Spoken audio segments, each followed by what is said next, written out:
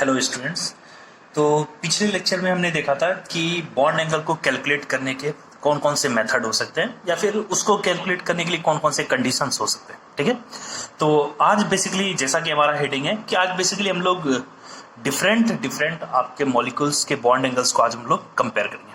ठीक है, तो आज बेसिकली हम लोग प्रॉब्लम सॉल्विंग सेशन रखेंगे, तो उसी पे बेस्ड हम लोग कुछ अच्छे अच्छे क्वेश्चन को आज सॉल्व करेंगे। ठीक है, तो जैसे अगर हम लोग स्टार्ट करें, मान के चलो कि फर्स्ट क्वेश्चन आपको अगर बोला जाए कि आपको कंपेयर करना है कि C2H2 BF3 H2O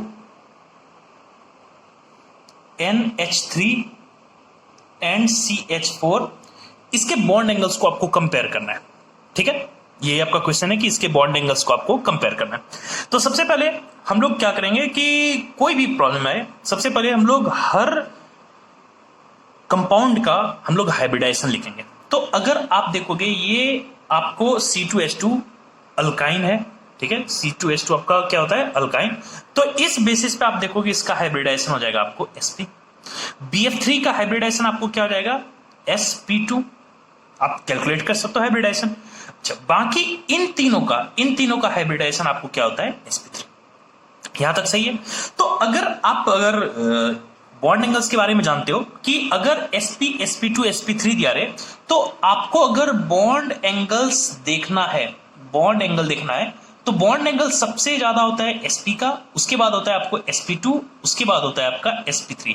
क्यों? क्योंकि sp का अगर आप स्ट्रक्चर देखोगे ये लीनियर होता है, तो बॉन्ड एंगल कहां कितना होता है, वहां पे 180। sp2 का अगर आप देखोगे तो बॉन्ड एंगल होता है 120 और sp3 का बॉन्ड एंगल होता है 109.8 मिनट्स। ठीक है, तो ये आपको होता है sp3 का बॉन्ड एंगल्स। यहां तक सही है। तो अगर हम लोग इस बेसिस पे देखें तो ये तो तय है कि इसमें से सबसे ज्यादा जो बॉन्ड एंगल होगा वो किसका होगा, आपका C2H2 का। ये तो सबसे पहले तय रीजन है कि इसका हाइब्रिडाइजेशन क्या आपको sp। अच्छा, sp2 ऑब्वियस है, इसके बाद इसका नंबर आएगा, यानी कौन सा है आपका BF3, इसके बाद नंबर आएगा। अब देखो बात यह है कि अब इन तीनों का हाइब्रिडाइजेशन आपको क्या है, sp3। ठीक है, तो अगर आपको पता हो कि अगर हाइब्रिडाइजेशन आपको सेम है तो आप क्या करो, इसका एक बार स्ट्रक्चर बना के देखो। तो अगर मैं H2O का स्ट्रक्चर बना के देखूंगा, O, ये H, यहां पे एक लोन पेयर्स और एक यहां पे लोन पेयर्स बनता है। अगर मैं NH3 का स्ट्रक्चर देखूंगा तो N, यहां पे एक लोन पेयर, एक H और एक H, यहां तक सही है।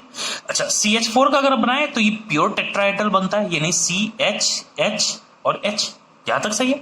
तो देखो चूंकि आपको इसमें से CH4 में कोई लोन पेयर यहां पे अवेलेबल नहीं है, तो इसका जो बॉन्ड एंगल्स होगा वो एग्जैक्टली वही बॉन्ड एंगल होगा जो कि इसके हाइब्रिडाइजेशन के थ्रू हम लोग डिटरमाइन करते हैं, यानी इसका बॉन्ड एंगल होता है 109 डिग्री। मैं मिनट्स को नहीं लिख रहा हूं, मैं सिंपल इसको लिख रहा हूं। ठीक है, अब देखो यहां पे क्या हो रहा है कि अगर आप देखोगे तो यहां पे लोन पेयर प्रेजेंट है, तो यहां पे क्या होगा, बेसिकली लोन पेयर और बॉन्ड पेयर के बीच में रिपल्सन होगा। तो इसके कारण ये जो आपका एंगल होगा, ये सर्टेन एंगल एक दूसरे ये आपको बेंड करेगा थोड़ा। ठीक है, ड्यू टू रिपल्सन, यहां पे भी रिपल्सन होगा, तो इसके कारण ये आपको बॉन्ड जो एंगल है ये आपको क्या होंगे, थोड़ा सा टिल्ट होंगे, मतलब बिल्कुल भी बॉटम साइड में आपके ये शिफ्ट होंगे। तो इसके कारण इसका एंगल आपको रिड्यूस हो जाएगा। और आपको पता है कि NH3 का बॉन्ड एंगल अगर आप देखोगे तो 107 डिग्री के बराबर होता है। अब देखो यहां पे दो लोन पेयर ऑफ इलेक्ट्रॉन्स है, तो यहां पे किस तरह का रिपल्सन होगा, यहां पे लोन पेयर रिपल्सन होगा। इसके कारण ये दोनों क्या होंगे, एक दूसरे से अवे जाएंगे। अगर ये अवे गए तो यहां से इसके और इसके बीच में रिपल्सन होने के कारण ये बॉन्ड और भी ज्यादा आपको बेंड करेगा, यानी इसका बॉन्ड एंगल फर्दर रिड्यूस होगा। और आपको पता है कि वाटर का बॉन्ड एंगल कितना आता है, 104.5 डिग्री होता है। तो आपको यहां पे बेसिकली आपको देखना है कि अगर हाइब्रिडाइजेशन आपका सेम रहता है तो आपको लोन पेयर अगर प्रेजेंट रहा तो लोन पेयर रिपल्सन या फिर lone pair bond pair repulsion के कारण उसका जो एक्चुअल में बॉन्ड एंगल होना चाहिए उससे उसका बॉन्ड एंगल स्लाइटली रिड्यूस होता है। तो इस बेसिस पे आपको दिख रहा है कि सबसे ज्यादा एंगल किसका है, आपको CH4, यानी ये कौन सा जगह CH4, उसके बाद कौन सा है आपका NH3, और सबसे कम जो एंगल है वो आपको किसका है, वाटर का। तो इस क्वेश्चन का यही आपको रिक्वायर्ड एंगल का ट्रेंड हो गया, किसका? बॉन्ड एंगल का। तो ये हमारा फर्स्ट क्वेश्चन था, यहां तक सही है? चलो ठीक है, तो यहां तक सही हुआ, ये हमारा फर्स्ट क्वेश्चन का एक्सप्लेनेशन। ठीक है, चलो अब हम लोग सेकंड क्वेश्चन को यहां पे देखते हैं। सेकंड क्वेश्चन अगर आपको देखते हैं यहां पे, अगर आपसे बोला जाए फॉर एग्जांपल कि कंपेयर करना है आपको, मान के चलो आपको एक क्वेश्चन लिया जाए एंगल कंपेयर करने के लिए, फॉर एग्जांपल आपसे लिया जाए NH3 और आपसे लिया जाए NH2 माइनस और एक आपसे लिया जाए NH4 प्लस। आपको बोला जाए कि इनके बॉन्ड एंगल्स को कंपेयर करो। ठीक है, तो सबसे पहला क्या है कि आपको देखना है कि पहला चीज इसमें हाइब्रिडाइजेशन क्या है। तो इसका भी हाइब्रिडाइजेशन अगर आप देखोगे तो sp3 है, इसका भी हाइब्रिडाइजेशन आपको क्या है? sp3, और इसका भी हाइब्रिडाइजेशन क्या है आपको? sp3। यहां तक सही है? तो अगर हाइब्रिडाइजेशन सेम है तो आप सबसे पहले क्या करो, आप इसका देखो कि स्ट्रक्चर बना के, तो NH3 का बनाओगे तो इसका स्ट्रक्चर क्या हो जाएगा? ये हो जाएगा। अगर NH4 का बनाओ तो N H H H H और ऑब्वियस इसके ऊपर पॉजिटिव साइन। अगर आप NH2 बनाओ तो इसका स्ट्रक्चर कैसा बनेगा? N H H, इसके ऊपर एक लोन पेयर, इसके ऊपर दूसरा लोन पेयर, और यहां पे आपको नेगेटिव साइन। यहां तक सही है? ठीक है, तो अगर हम लोग यहां से देखना शुरू करें, अगर हम लोग यहां से देखना शुरू करें तो आपको साफ चीज दिख रहा है, क्योंकि आपको इस केस में कोई भी लोन पेयर यहां पे अवेलेबल आपको नहीं है, तो यहां पे जो एंगल होगा तो वही एग्जैक्टली वही एंगल होगा जो कि हाइब्रिडाइजेशन इसका डिनोट करता है, यानी इसका एंगल कौन सा हो जाएगा? 109 डिग्री। बात नंबर सी। ठीक है, तो अब देखो यहां पे अगेन लोन पेयर प्रेजेंट है, तो यहां पे लोन पेयर और बॉन्ड पेयर में रिपल्सन होगा, इसके कारण ये जो आपका बॉन्ड एंगल होता है ये स्लाइटली आपको बेंट होगा, तो इसका बॉन्ड एंगल क्या होगा? रिड्यूस होगा, और इसका आपको पता है कि इसका बॉन्ड एंगल कितना होता है? अराउंड 107 होता है। अच्छा यहां पे देखो अगेन दो लोन पेयर हैं, तो इस लोन पेयर में आपको क्या होता है? रिपल्सन। ये दोनों जब रिपल्सन होगा अवे जाएंगे, तो फर्दर ये जब आपको इस साइड बेंड करेंगे, मतलब ये इधर बेंड करेगा और ये इधर साइड, तो ये फर्दर क्या होगा? ये इस बॉन्ड पेयर में और लोन पेयर में यहां पे रिपल्सन होगा, तो ये अगर इधर बेंड हुआ तो ये क्या करेगा? रिपल्सन के कारण इस बॉन्ड को और भी ज्यादा बेंड कर देगा, यानी इसका एंगल फर्दर रिड्यूस होगा, और इसका एंगल जो एक्चुअली में बनता है वो बनता है 104 डिग्री।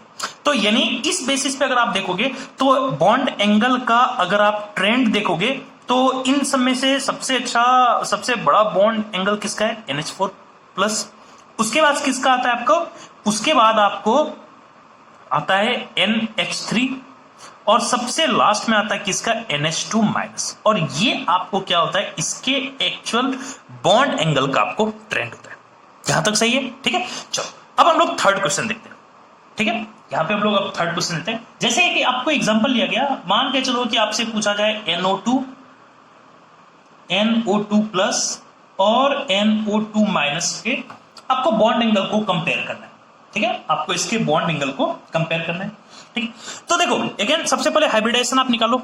अगर आप इसका हाइब्रिडाइजेशन अगर निकालोगे, ठीक है, तो आप अगर देखोगे तो इन सब का हाइब्रिडाइजेशन आपको अगर आप निकालना शुरू करोगे तो NO2 माइनस का हाइब्रिडाइजेशन हो जाएगा आपको 5 + 1 6/2 3, यानी इसका हाइब्रिडाइजेशन हो जाएगा sp2, इसका हाइब्रिडाइजेशन हो जाएगा आपको sp, इसका हाइब्रिडाइजेशन हो जाएगा sp, और इसका हाइब्रिडाइजेशन हो जाता है आपको अगेन sp2। यहां तक सही है? यहां तक क्लियर है? ठीक है, तो यहां तक अगर हमने कर लिया है तो अब हम लोग इसको कंपेयर करना शुरू करते हैं।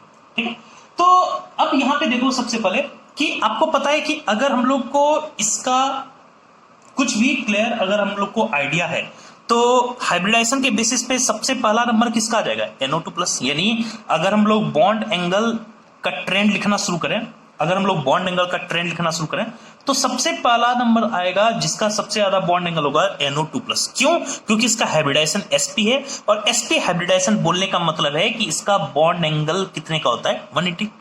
सही है? अब इस दोनों पे आओ, अगर हाइब्रिडाइजेशन सेम है तो इसका स्ट्रक्चर आप बना के देखो। इसका आपको क्या बनाना पड़ेगा? आपको स्ट्रक्चर बना के देखना पड़ेगा।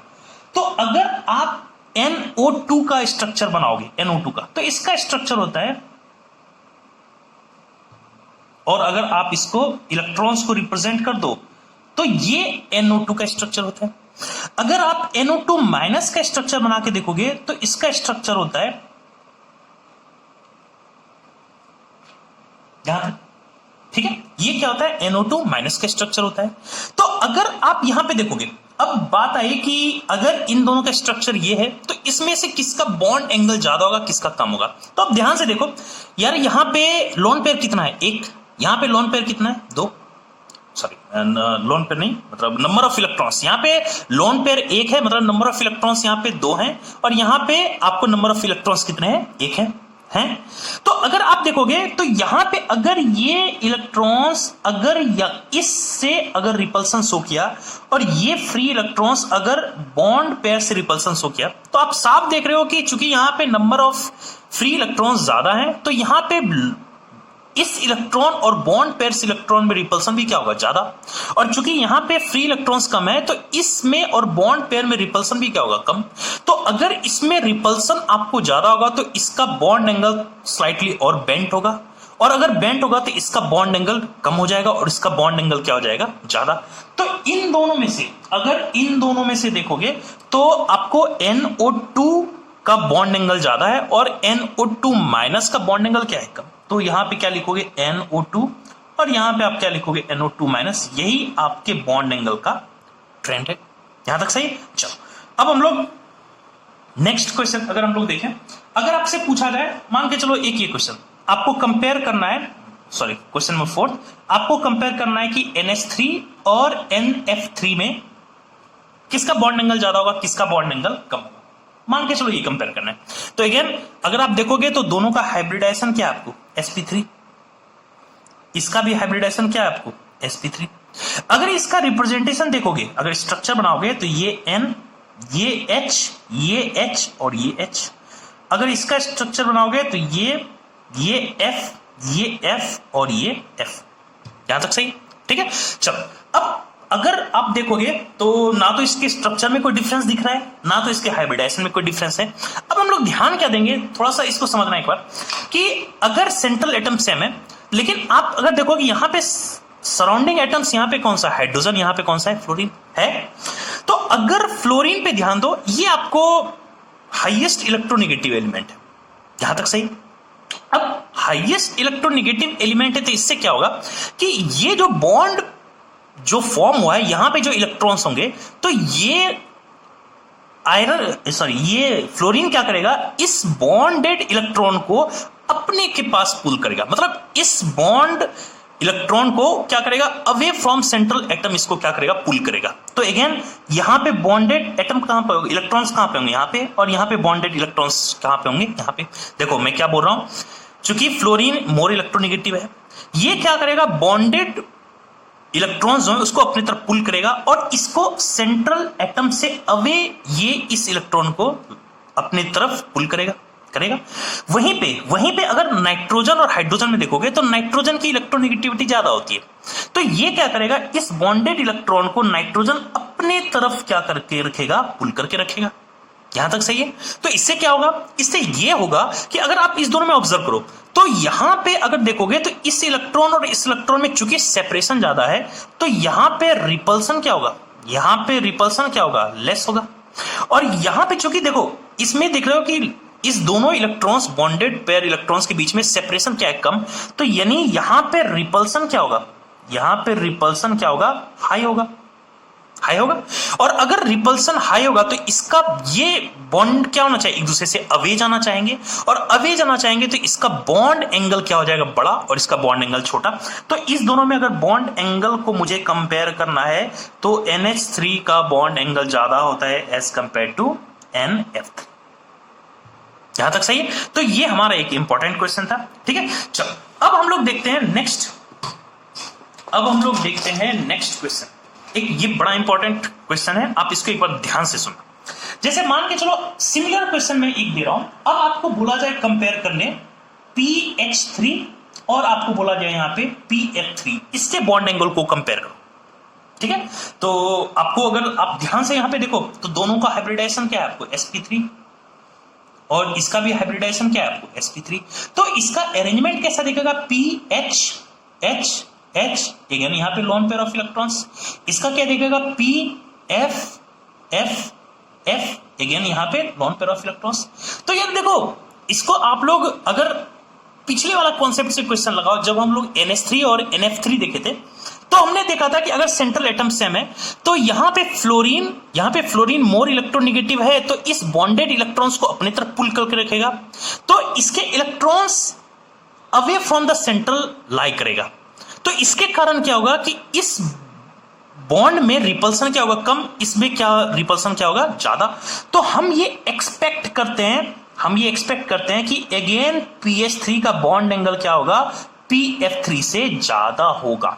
ये हम लोग एक्सपेक्ट करते हैं, ठीक है। लेकिन एक्चुअली में ऐसा नहीं होता है। एक्चुअल जो ट्रेंड होता है कि pF3 का बॉन्ड एंगल ज्यादा होता है एज कंपेयर टू pH3।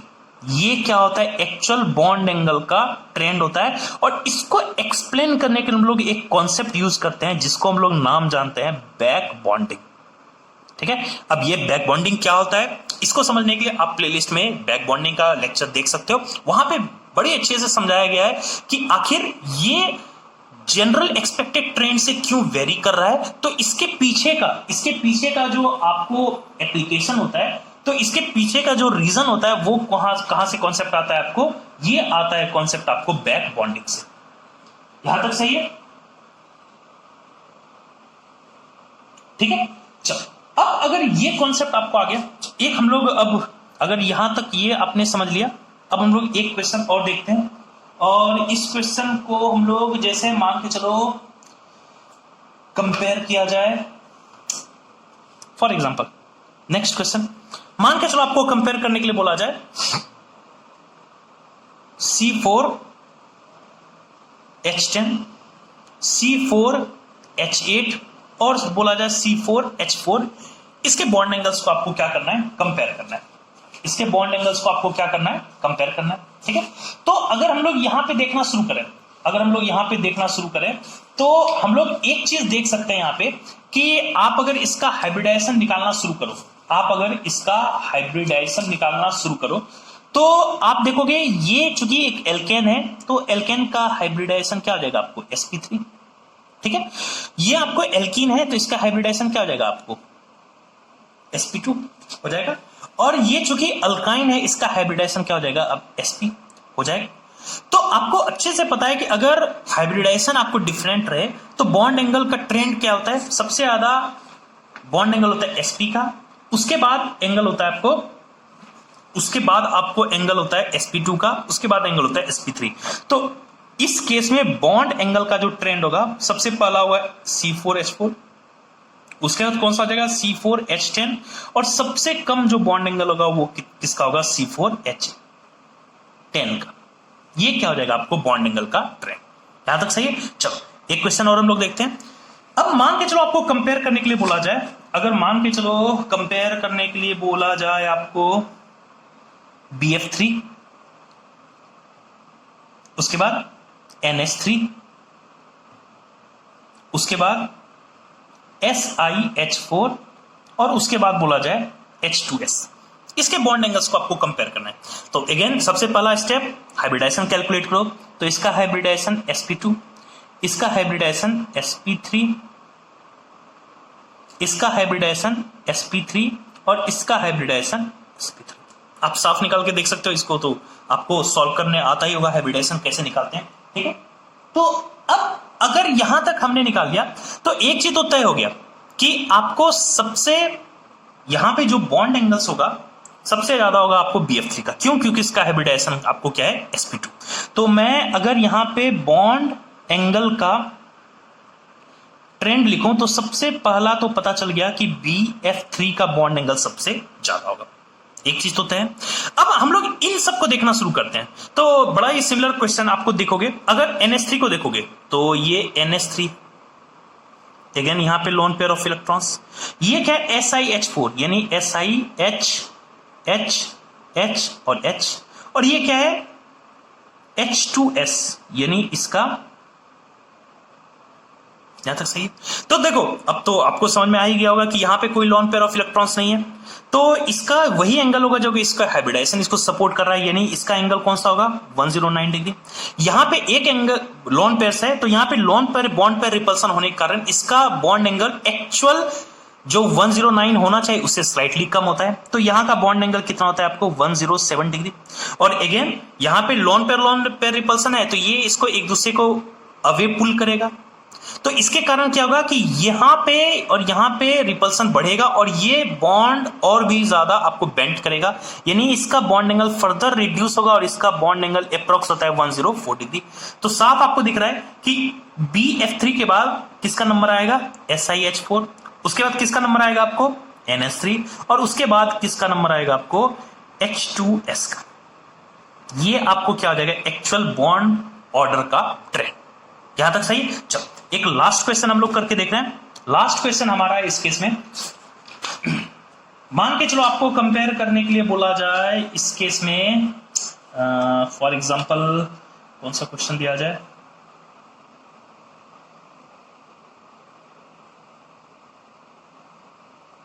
ठीक है।